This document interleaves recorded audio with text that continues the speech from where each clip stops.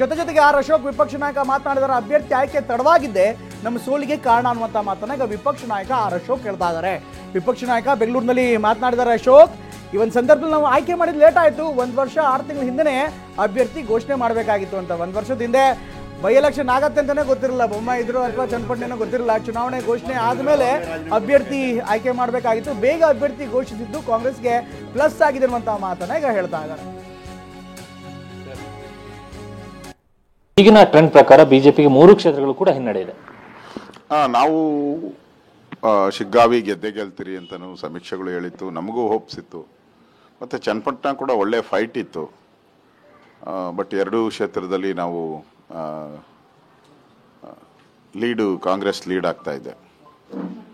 ನನಗನ್ಸ್ತತೆ ಇಲ್ಲಿ ನಾವೆಲ್ಲ ಒಟ್ಟಾಗಿ JDS ಮತ್ತು BJP ಒಟ್ಟಾಗಿ ನಮ್ಮ ಕಾರ್ಯಕರ್ತರು ಕೆಲಸ ಮಾಡಿದ್ರು ಸಹ ನಮಗೆ ಒಳ್ಳೆ ಪ್ರತಿಫಲ ಸಿಕ್ಕಿಲ್ಲ.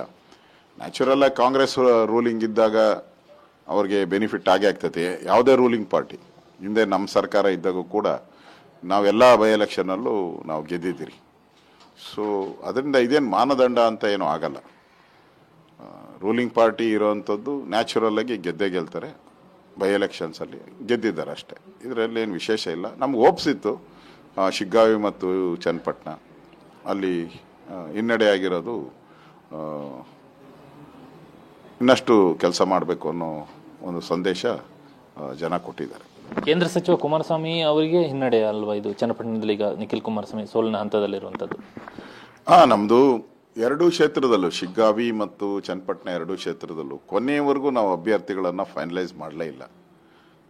ಚುನಾವಣೆ ಘೋಷಣೆ ಆದಮೇಲೆ ಭಾಳ 2-3 ದಿನ ಬಿಟ್ಟು 2 ಅಭ್ಯರ್ಥಿಗಳನ್ನು ನಾವು ಘೋಷಣೆ ಮಾಡಿದ್ರಿ.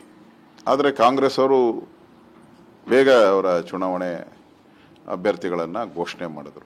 ಅದು ಕೂಡ ಅವ್ರಿಗೆ ಪ್ಲಸ್ ಪಾಯಿಂಟ್ ಆಗಿದೆ.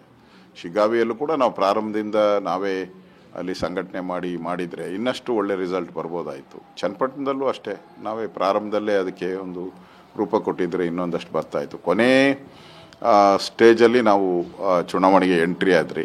ಅದು ಕೂಡ ನಮಗೆ ಹಿನ್ನಡೆ ಆಗೋಕ್ಕೆ ಅದು ಒಂದು ಕಾರಣ ಆಗಿದೆ. ಯೋಗೇಶ್ವರವನ್ನ ಪಕ್ಷದಲ್ಲಿ ಉಳಿಸ್ಕೊಳ್ತಿದ್ರೆ ಚನ್ನಪಟ್ಟಣ ಇವತ್ತು NDA ಕೈಯಲ್ಲಿ ಇರ್ತಾ ಇತ್ತು. ಹಾಗೆ ಚುನಾವಣೆ ಅನ್ನೋದು ಹೇಳೋಕ್ಕಾಗಲ್ಲ. ನಾವು ಭಾಳ ಪ್ರಯತ್ನ ಮಾಡಿದ್ರಿ. ಯೋಗೇಶ್ವರ್ ಮೊದಲೇ ಅವರು ಪ್ರೀ ಪ್ಲ್ಯಾನ್ ಮಾಡಿಕೊಂಡು ಕಾಂಗ್ರೆಸ್ ಜೊತೆ ಹೋಗಬೇಕು ಅನ್ನೋದು ಒಂದು 2-3 ತಿಂಗಳಿಂದನೇ ಪ್ರೀ ಪ್ಲ್ಯಾನ್ ಮಾಡ್ಕೊಂಡಿದ್ರು. ಅನ್ನೆಸೆಸರಿ ನಾವು ಹೋಗಿ ದೆಹಲಿ ನಾಯಕರನ್ನ ಭೇಟಿ ಮಾಡಿ ಅವ್ರನ್ನ ಮನವೊಲಿಸುವಂಥ ಪ್ರಾಮಾಣಿಕ ಪ್ರಯತ್ನವನ್ನು ಮಾಡಿದ್ರಿ. ನಮ್ಮ ಜೊತೆ ಇರ್ತಾರೆ ಅಂತ ಅವ್ರು ಮೊದಲೇ ಪ್ಲ್ಯಾನ್ ಮಾಡಿದ್ದರಿಂದ ಅದು ಉಪಯೋಗ ಆಗಲಿಲ್ಲ. ಆ ದೃಷ್ಟಿಯಿಂದ ಕೊನೆಯ ಸಂದರ್ಭದಲ್ಲಿ ನಿಖಿಲ್ ಕುಮಾರಸ್ವಾಮಿನೇ ಫೈಟ್ ಕೊಡ್ಬೋದು ಅಂತ JDS ಪ್ರಸ್ತಾವನೆ ಮಾಡಿದ್ದಕ್ಕೆ ನಾವು ಕೊಟ್ಟಿದ್ದೀರಿ. ಫೈಟ್ ಆಗಿದೆ. ಅಲ್ಟಿಮೇಟಾಗಿ ಜನ ತೀರ್ಮಾನ ಮಾಡಿದ್ದಾರೆ. ಈ ರಿಸಲ್ಟನ್ನು ನಾವು ಒಪ್ಕೊತೀರಿ. ಶಿಗ್ಗಾಂನಲ್ಲಿ ಬಸವರಾಜ ಬೊಮ್ಮಾಯಿ ಅವರೇ ಮತ್ತೊಂದು ಬಾರಿ ಸ್ಪರ್ಧೆ ಮಾಡಿದಂಥ ರೀತಿಯಲ್ಲಿ ಚುನಾವಣೆ ನಡೆಯುತ್ತೆ. ಯಾಕಂದರೆ ಬಹುತೇಕ ಗೆಲುವು ಅನ್ನುವಂಥ ಹಂತಕ್ಕೆ ಶಿಗ್ಗಾಂವ್ BJPಯ ಪಾಲಿಗೆ ಇತ್ತು. ಎಲ್ಲಿ ಉಲ್ಟಾ ಆಯಿತು ಅಂತ? ಹಣಬಲ ಜಾಸ್ತಿ ಅಲ್ಲಿ. ನಾನು ಈಗ ಬಸವರಾಜ ಬೊಮ್ಮಾಯಿ ಇರೋ ಥರನೇ ಮಾತಾಡಿದೆ. ಹಣದ ಹೊಳೆಯನ್ನೇ ಹರಿಸಿದ್ದಾರೆ ಬಂದು ಅವರು. ನಾವು ಅಷ್ಟು ಚುನಾವಣೆ ಮಾಡೋಕ್ಕಾಗಿಲ್ಲ. ಅದರಿಂದ ಯಾರನ್ನೂ ಬಿಟ್ಟಿಲ್ಲ. ಅವರು ಪ್ರತಿಯೊಬ್ಬರಿಗೂ ಹಣ ಕೊಟ್ಟು ಚುನಾವಣೆ ಮಾಡಿದ್ದಾರೆ. ಅದರಿಂದ ನಮಗೆ ಹಿನ್ನಡೆ ಆಗಿದೆ. ನ್ಯಾಚುರಲ್ ಆಗಿ ನಮ್ಮ ಚುನಾವಣೆ ಜನರಲ್ ಚುನಾವಣೆ ಆದಾಗ ಈ ಥರದ ಪರಿಸ್ಥಿತಿ ಇರಲಿಲ್ಲ. ಅದರಿಂದ ಕಾಂಗ್ರೆಸ್ಸಿನ ಈ ಹಣದ